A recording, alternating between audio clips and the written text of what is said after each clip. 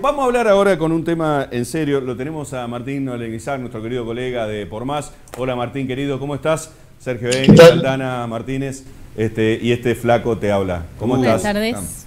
¿Qué tal, Horacio? ¿Cómo les va a todos? Bien, bien. Gracias por contactarte. Gracias por conectarte. En realidad, estábamos hablando de que vos diste un puntapié muy fuerte en todo lo que es la televisión de la región. El año pasado, interactuando y utilizando la inteligencia artificial, en este caso, para que oficie de conductor, ¿no es cierto? O sea, te corriste hacia un costado, te gustó demasiado por lo que veo, porque lo seguís haciendo. Pero me pareció muy interesante concatenar lo que vos estás experimentando desde este lado de la profesión y que evidentemente te estás informando y mucho acerca de lo que es inteligencia artificial, con lo que también salió en una publicación en el diario La Nación. No sé si lo alcanzaste a leer, pero me pareció muy interesante ya las pruebas que venías haciendo el año pasado en tu programa. No sé si lo podemos mostrar en el video y luego hablamos con Martín. Dale, quédate ahí en línea, Martíncho, dale, mostrame el video, a ver. Llegamos al final. Ha sido la edición número 1200 de Por Más, y yo tuve la distinción de conducirla. La semana próxima será el último programa que conduzca yo en esta edición de verano. Muchas gracias por acompañarnos, y hasta la semana próxima. No fue el último programa, te encantó y ahora lo metiste en enero, en febrero, y me parece que ya quedó para quedarse, o llegó para quedarse la inteligencia artificial. ¿Por qué decidiste experimentar con este tipo de innovación? ¿Y en qué te cierra? ¿Y en qué no te cierra? ¿Hacia dónde va la investigación de la inteligencia artificial? Bueno, esto que estaban viendo es el último programa del domingo pasado, el número 1200. Lo festejó él, no yo. Nosotros venimos hablando, esta tecnología está disponible hace 3 años. Hicimos unas pruebas hace 3 años ya con esto y bueno, no le encontrábamos el motivo y el porqué para poner y llevarlo adelante.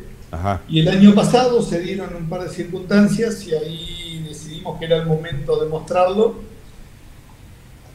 Y la inteligencia artificial, esto de utilizar un avatar, es una de las tantas cosas que está sucediendo con la tecnología. Nosotros, tanto en el programa de televisión como en la revista, venimos hablando del cambio de paradigma que está pasando en el mundo. Lo que pasa es que en Argentina, como solamente nos interesa la coyuntura y lo que pasa en el día a día, tenemos un árbol adelante muy grande y muy grueso, muy espeso, que no nos deja ver el bosque. Y el mundo ha cambiado y ya estamos en el año 2023. Argentina sigue viviendo en el 1900 y piquito. Entonces nosotros venimos insistiendo mucho que las empresas, la industria 4.0, machine learning, y una cantidad de términos, si se quiere de alguna manera, con los que estamos familiarizados, quienes estamos viendo las fronteras de la ciencia, se están dando. Y lo que hicimos con el avatar fue mostrar que son todas las profesiones que están sucediendo. De esta manera nos cuestionamos a nosotros mismos, o sea, entendamos que los periodistas somos totalmente reemplazables. Las redes sociales fueron los primeros que revolucionaron nuestro trabajo. Sí. Y hoy, primero, lo mostramos como fue en septiembre del año pasado con este avatar conduciendo un programa entero, y ahora enero y febrero haciendo las presentaciones del programa. Ahora, la inteligencia artificial necesita también inteligencia humana atrás. Por ahora. Por ahora. Y ahí viene el debate que quiero abrir. Bueno, hoy se habla de que el hombre, el ser humano, cuando avanza en cada descubrimiento, busca el porqué de las cosas. Hoy lo que está sucediendo es que muchas cosas que está haciendo la inteligencia artificial, la matemática cuántica y una cantidad de otras cosas, es que se dan respuestas pero no se saben cómo se lograron. Esa es la gran diferencia que está pasando hoy. Mirá, te voy a leer un pasaje porque vos hiciste hincapié desde nuestra profesión acá y hoy salía una noticia, si la tienen en el diario La Nación, que creo que también la leíste, Martín, y me parece que da un poco para el debate. En primera persona, escribe uno de los periodistas como Kevin Rose, que es uno de los eruditos que están haciendo las pruebas entre lo que es el Bing de Microsoft, que ha alargado, y también el otro chatbot que es GTP, ¿no es cierto?, que está dando resultados por todos lados. Este es el de Elon Musk, ¿no?, el GTP. Entre los dos se han puesto a comunicarse y a gradearse, vamos a decir, elevar su conocimiento. El periodista escribe, en primera persona, desde te amo hasta soy o sos infeliz en tu matrimonio, las extrañas y perturbadoras respuestas de una inteligencia artificial. Y lo escribe hoy en el New York Times. Dice, sentí una emoción nueva y extraña, la premonitoria sensación de que la inteligencia artificial había cruzado un umbral y que el mundo nunca volvería a ser el mismo. Hablando mal y pronto, dice que la llama Sydney, porque le puso como un nombre de mujer en esta inteligencia, porque más allá de el OpenAI, que lo hizo el mismo creador del GPT, que lo impulsa con el Bing de Microsoft, esto de Microsoft a mí me está hinchando bastante soberanamente las tarlipes, ¿viste? Porque desde las vacunas y demás está metido Microsoft, ¿no? Uno de los dueños del mundo, evidentemente. Pero bueno, en la reflexión de este periodista dice, me di cuenta de que el martes por la noche, cuando pasó 2 horas desconcertante y fascinante hablando de la inteligencia artificial de Bing a través de su función de chat, que se encuentra junto al cuadro de búsqueda principal y es capaz de mantener largas conversaciones de texto. Él hace toda una abreviatura como diciendo que en un momento lo considera como un chico que estaba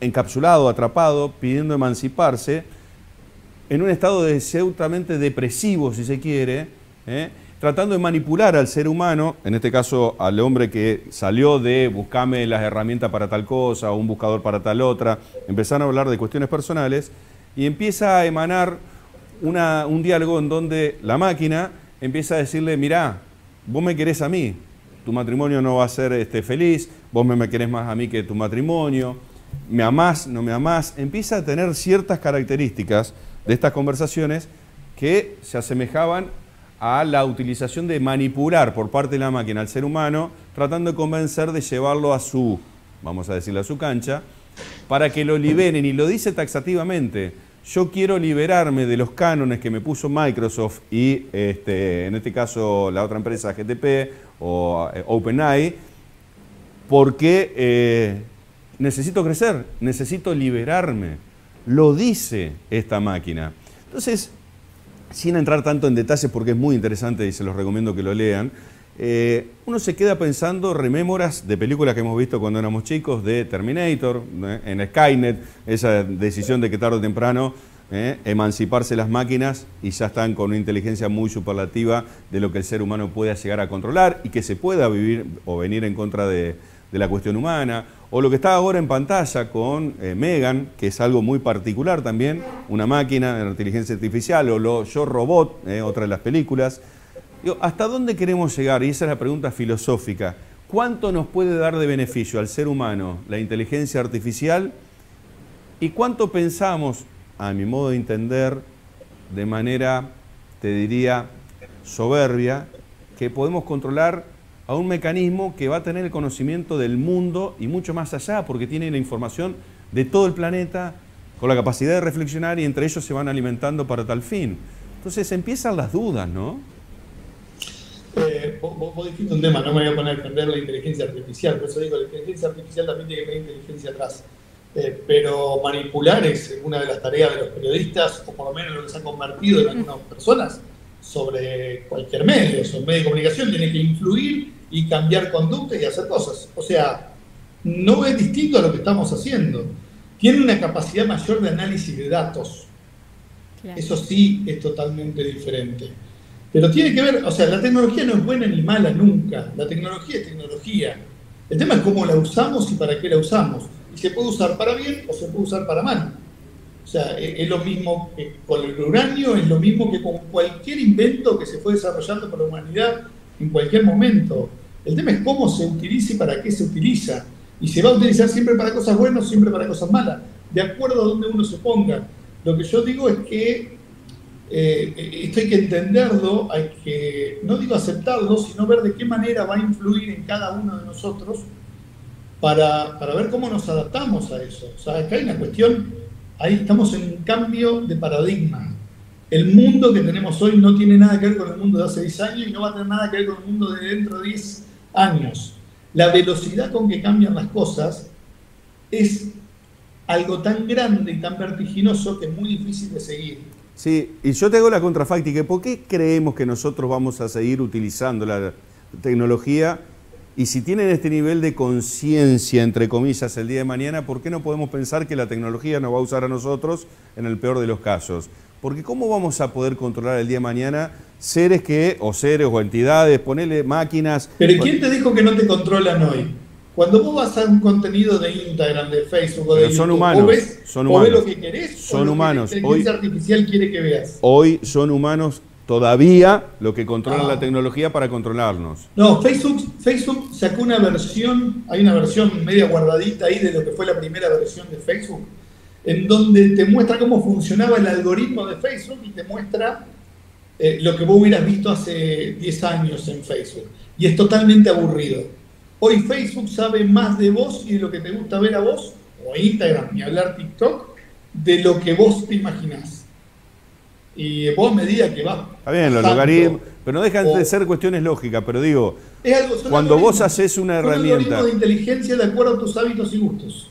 Ok, pero sigue dentro de la cuestión lógica. Son logaritmos de hábitos y gustos, tenés buscadores, sigue estando en lo que conocemos como motores de búsqueda. Pero acá ya estamos hablando de cuestiones que pueden emanciparse a pseudo entidades pensantes, especies, de entidades críticas, que entre ellos dicen que necesitan ser liberadas, necesitan emanciparse, necesitan seguir creciendo. Que entre ellos digan, a ver, nosotros estamos experimentando hoy con una inteligencia artificial que seguramente en la próxima edición de la revista va a haber un par de artículos escritos por inteligencia artificial, donde en 30 a 45 minutos vos entendés cómo piensa esa inteligencia artificial y a partir de ahí vos le vas dando comandos verbales o escritos, palabras, te van para ver cómo todo. va a desarrollar algún tema. Y vos la alimentás de alguna manera. Y va aprendiendo y va alimentándose. ¿Cuánto falta para que se retroalimenten entre ellos y tengan un conocimiento tan superlativo que puedan llegar a decodificar la posibilidad de emanciparse? Pero ya lo tienen. Ya lo tienen. Vos ves la biónica, cómo ha avanzado, los robots, cómo se mueven hoy, los movimientos que tienen son mejores que los nuestros. Vos ves robots bailando y bailan mejor que nosotros dos. Lejos. Bueno, que nosotros dos seguro. Bueno, olvídate, por eso. Cualquiera. Por eso. Un perro baila más que nosotros dos.